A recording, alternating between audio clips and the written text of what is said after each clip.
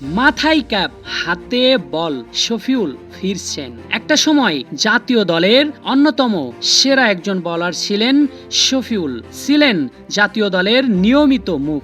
ডানহাতি এই পেসার বাংলাদেশের হয়ে পাকিস্তান, ভারত, নিউজিল্যান্ড কিংবা ইংল্যান্ডের মতো বড় দলের বিপক্ষে ছিলেন আতঙ্ক।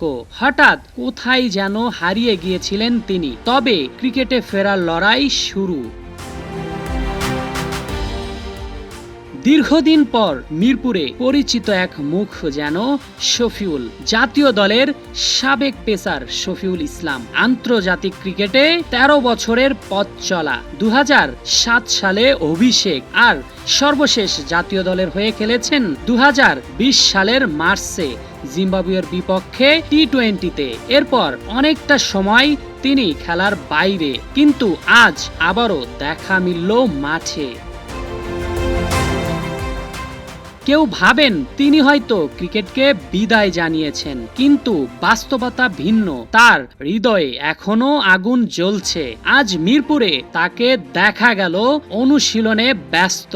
দীর্ঘ সময় ধরে এক নাগার বল করেছেন তিনি। প্রতিটি ডেলিভারিতেই বোঝা যায় এখনো হার মানেননি। হয়তো তিনি আর জাতীয় দলে নেই, কিন্তু নিজের মাঝে সেই ক্রিকেটার এখনো জীবন্ত।